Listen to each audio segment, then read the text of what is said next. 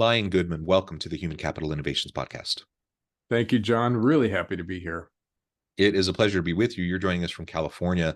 I'm south of Salt Lake City in Utah. And today we're going to be talking about high achievers. Now, everyone wants high achievers. You want A players. We're going to be talking about helping high achievers to become super achievers. And how do you go about doing that? By clearing away all the crap that's in the way, all those obstacles and all the extra junk and stuff that ends up taking up a lot of time and energy and bandwidth of those super high achievers. Ultimately, we want, what's best for our people. We also want what's best for our teams and our organizations. And so we're going to talk about how, as leaders, we can help facilitate that. As we get started, I wanted to share Lion's bio with As we get started, I want to share Lion's bio with everybody. Lion Goodman is a transformational coach, author, healer, and teacher. At the age of 26, he was shot in the head 4 times. This near-death experience kickstarted his 5 decades of research into the nature of consciousness, developmental psychology, spirituality, and healing. He created the Clear Beliefs method of trauma-informed therapeutic coaching, which he has taught to more than 500 coaches, healers, and therapists around the world. His training is accredited by both the International Coaching Federation and Association for Coaching. And I think that 500 number has actually gone up as we were talking in the pre-interview, more like 600.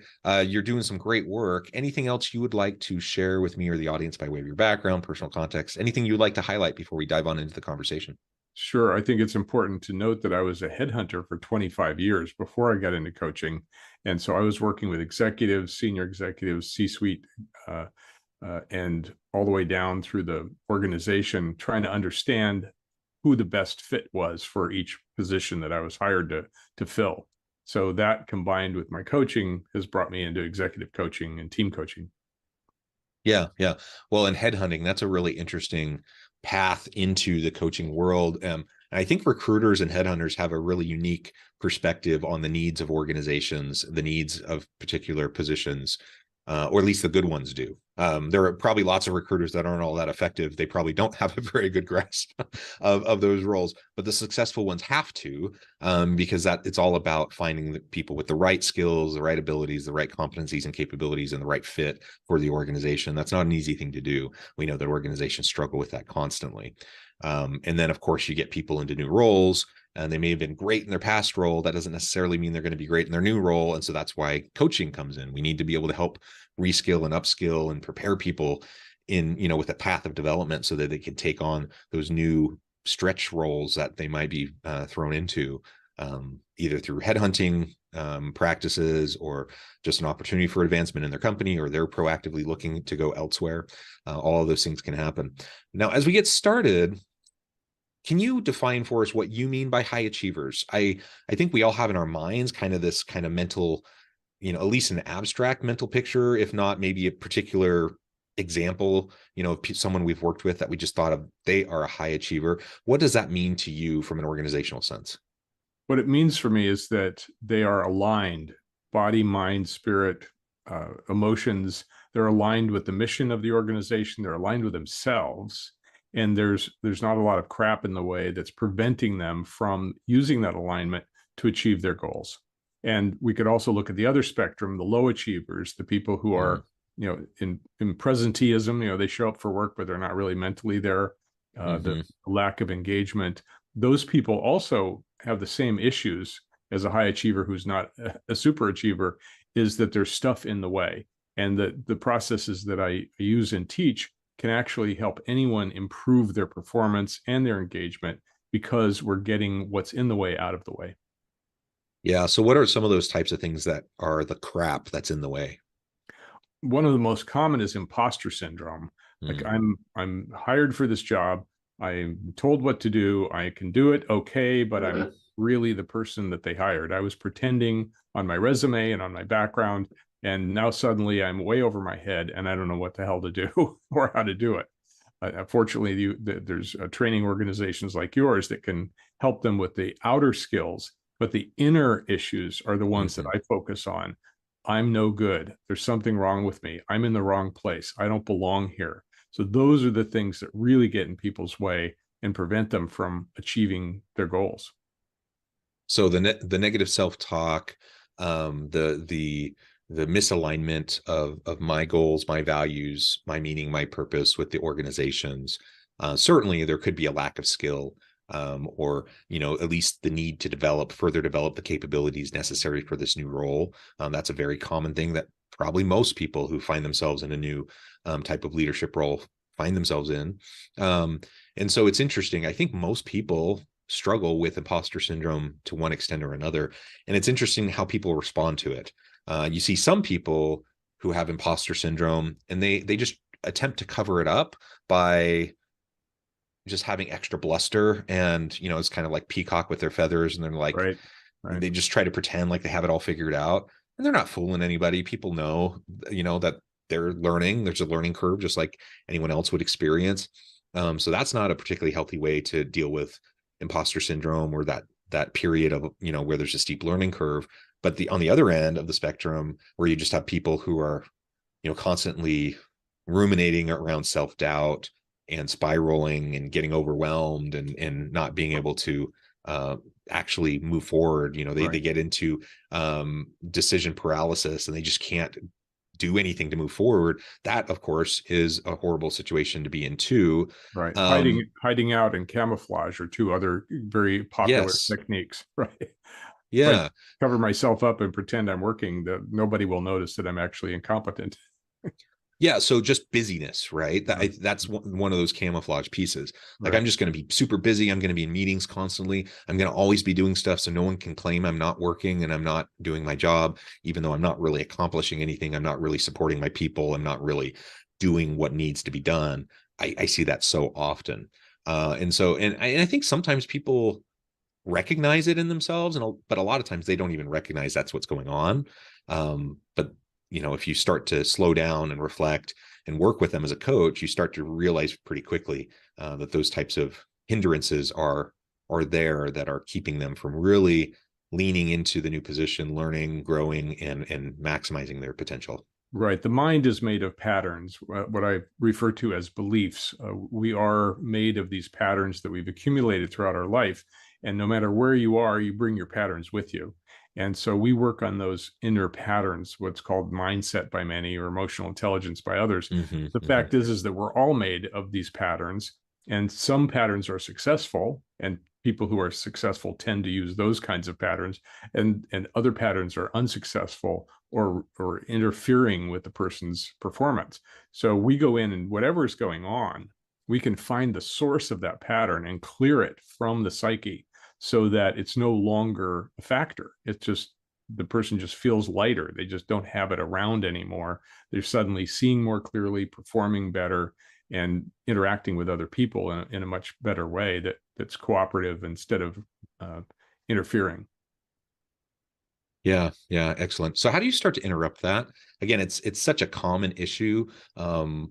I've certainly felt it. I found myself in those situations, and particularly as I was going through my academic career, as I was pursuing a PhD, I felt huge amounts of imposter syndrome, especially early on as I was going through the program. But then as I finish and I'm starting to move into my academic career and I'm moving into a professorial position, just having a lot of the fear of being found out. Like, I don't really know what I'm doing. I don't really know what I'm talking about. I'm really just building the plane while I'm flying it, and it's kind of a ruse. Like, there's that kind of a concern that so many people have. I've felt it. How do you disrupt that when people are kind of stuck in that pattern of that kind of negative thought cycle and process?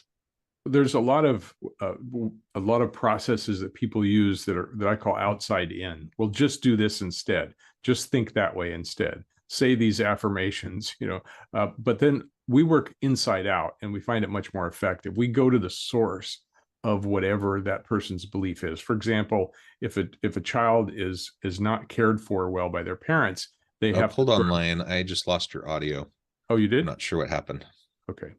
My microphone's working. Oh, you came back. Okay. My microphone was working, so I'm not sure what's happening. I don't know what happened, but you're back. So go ahead. Good. Okay. Let me retake that. Where was I?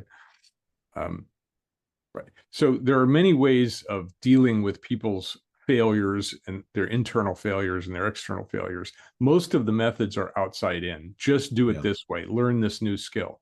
We work from the inside out. We go to the source of whatever that pattern was, And often it's in childhood. So these are patterns that have been with people their whole lives, and they've figured out strategies to work around them. But if somebody's got imposter syndrome or failure syndrome, they're doing all kinds of things to cover it up. But there is a pattern, there is a core inside the psyche, and we work very deep internally with people to transform those inner patterns so that they just disappear. So, for example, if a child is told by their parents, "You don't belong here," then the person grows up trying to pretend to belong. And so we can go in and we can actually, we use a process called memory reconsolidation in psychology to shift that the beginning of that pattern, the foundation of that pattern, so that that person suddenly doesn't have that crap anymore. It's gone. It's out of the psyche. It's no longer in their way. People report that there's huge weights lifted off their shoulders. They're seeing more clearly. They can interact with people without those feelings anymore. So that's what makes our process so powerful. It's a multidimensional approach to going into the psyche at the core and clearing what's in the way. Yeah. Yeah. What are some of the other types of crap, the stuff that's in the way, that really hinders people's ability? And again, we're talking about high achievers already, people who are already performing at a high level, but we want to clear the way for them to really perform at super achiever levels, like not just, an all-star level NBA basketball player, but we want like the Michael Jordans, right, on our team. How do we help? What are some of those other areas of crap, and how do we help get those out of the way? Well, first of all, there's a lot of high achievers who are achieving highly because of some crap in childhood. So, for example, I only get love and attention when I'm performing. Yeah. That's a good foundation for high achievement. I'm going to go and achieve and achieve and achieve and achieve, trying to get that love and attention. And if I don't get it, I'll either work harder, I'll sacrifice myself, I'll sacrifice my relationships. You get people who are very narcissistic, who care only about themselves and their own achievements, and they lose contact with the fact that there are other people involved. So there's a lot of really core patterns for even high achievers that if you get that out of the way, suddenly they are more themselves. They're not fighting against themselves internally. Yeah. Yeah. And I think about, again, I can't help but think about myself as you're talking and doing a little bit of personal psychoanalysis here. That happens when I talk to people. They just naturally do that. Yeah, no, and I suspect others in the audience are doing the same. We're considering different aspects, and I've definitely, I can resonate with what you're saying, and there are aspects of that seem to be relevant in my past, and not to throw my parents under the bus or anyone else. People are doing the best they knew how, but there definitely, we all have baggage, we all have trauma, we all have stuff that has impacted us. Hopefully, stuff that's impacted us in good ways, but also stuff that has put up roadblocks for us. And so being able, one of the things I find helpful about just this conversation is just the last 10, 15 minutes of us talking has given me a chance to do some self-reflection, to think about my past, to think about how it's influencing my present and how I want to move into the future. Just being mindful of that and thinking through it a little bit is super helpful, and a really great exercise. It's why people get coaches. It's why they get therapists. It's, those things are really important. What would your recommendation be to those listening who might have stuff kind of bubbling up as you're talking, and they're like, oh, I do really need to try to deal with some of these things? What would you suggest as kind of those first steps forward? First step is always awareness. One of the things I made up that I like a lot is, in an emergency, apply awareness first. So becoming aware of your patterns is the key. And I offer a free assessment called the Belief Self-Diagnosis, where you go through your life and you actually look at, what do I believe about each of these topics? What do I believe about myself? What do I believe about work? What do I believe about other people? And just that digging is the first step of understanding that, oh, I do have patterns. They do run me at the subconscious level. And some of them are good patterns and some of them are interfering patterns. So let's clear the ones that are interfering and keep the ones that are good, because we are all made of patterns. That's what we're made of. We're made of beliefs. And so by exposing them to yourself, by looking at your own structure, your own internal structure, and recognizing that it can change, that opens the door to really profound transformational change. And what would you say to those listening who are saying, well, that sounds great, but I'm a high achiever now. And if I unpack some of these things that are actually the fuel for my high achieving, then maybe that goes away, right? So maybe I didn't feel like I belonged as a child, or I was trying to perform to earn the love of those around me, some of those things that you mentioned. If I start to unpack that and I start to recognize that and I start to kind of heal from any of that trauma, maybe my motivation leaves. Maybe I'm not, I don't have the fuel to be a high achiever anymore. How would you respond to that? Well, it's a reasonable fear because our motivation is often wound-based. What Mm, happens when you clear the wound is that your motivation becomes purpose-based. Suddenly, you're in touch with your actual purpose on life, and now you're motivated to move toward your purpose. And that purpose may be within your company. It might be going off and doing something else, but your happiness level goes way up, your satisfaction level goes way up, your meaning goes way up, and suddenly you're living a life that you want to be living instead of a life that's pretend. mm. Yeah, and it's interesting. You say that the word pretend, and just a minute ago we were talking about imposter syndrome. Mhm. So, the two go hand in hand. So often we spend so much of our life putting on a mask, putting on a facade, fueled by imposter syndrome, fueled by the trauma, and we end up spending a lot of time and energy pretending to be something we're not because we feel like that's the only way we'll be accepted. That's the only way we'll be valued. That's the only way we can be successful. And rather than leaning into who we truly are, tapping into our true innate um, skills and capabilities, really leveraging our own creativity, we put on all these performative kind of uh, gestures to those around us, so we can come off a particular way that we think is going to be valued. How exhausting is that? I mean, we spend so much of our time and Yes. energy doing that. It just seems like, just from a resource allocation perspective alone, not to mention just like the mental health and all the other kind of issues, from a resource allocation perspective alone, it just seems like that's a really terrible use of time, energy, and resources.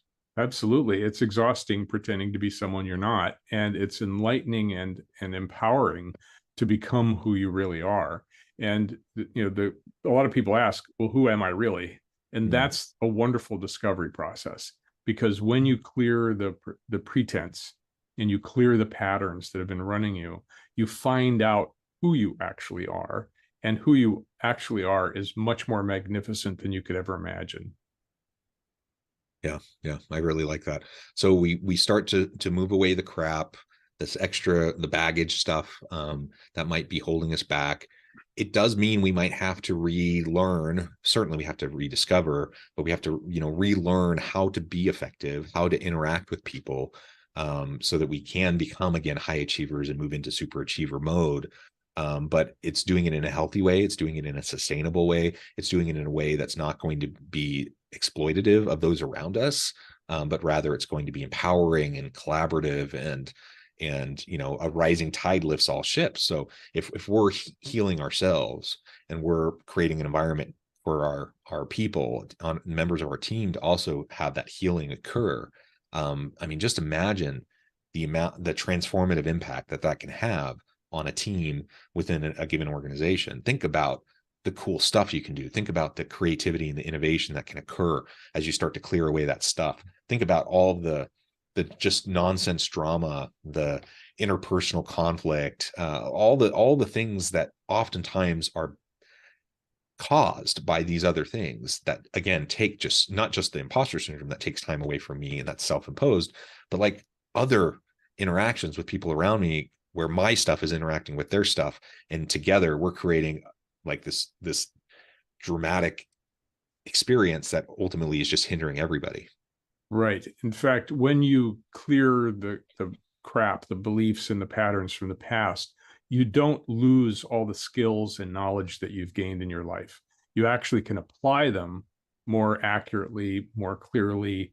All of the things that you've learned in classes, in school, and in your experience come to the front as actual human interactions and not simply patterns that you're repeating over and over again. So you become a better human being. Your virtues come up to the forefront because you're living as an authentic person, and authentic people live their virtues. So all of the virtues that you've built over the years, they come into play in a much cleaner way and a more performative way.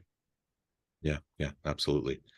Lion, this has just really been a great conversation. I know at the time I'm going to have to let you go here in a few minutes. Before we wrap things up, I wanted to give you a chance to share with the audience how they can connect with you, find out more about your work, your team, your coaching business, and then give us the final word on the topic for today. Sure. My personal website is liongoodman.com, and that's a place you can find coaching. Our leadership program is called luminaryleadership.net. And my final word is self-examination is not an easy thing to do, but it's like digging for jewels. When you move enough dirt out of the way, the jewels start appearing and your life becomes jewel-like. You become a shining, brilliant addition to the world rather than someone who's fighting against themselves. Yeah, I love that. Lion, thank you. This has been a pleasure. I encourage the audience to reach out, get connected, find out more about what Lion can do for you. And as always, I hope everyone can stay healthy and safe, that you can find meaning and purpose at work each and every day. And I hope you all have a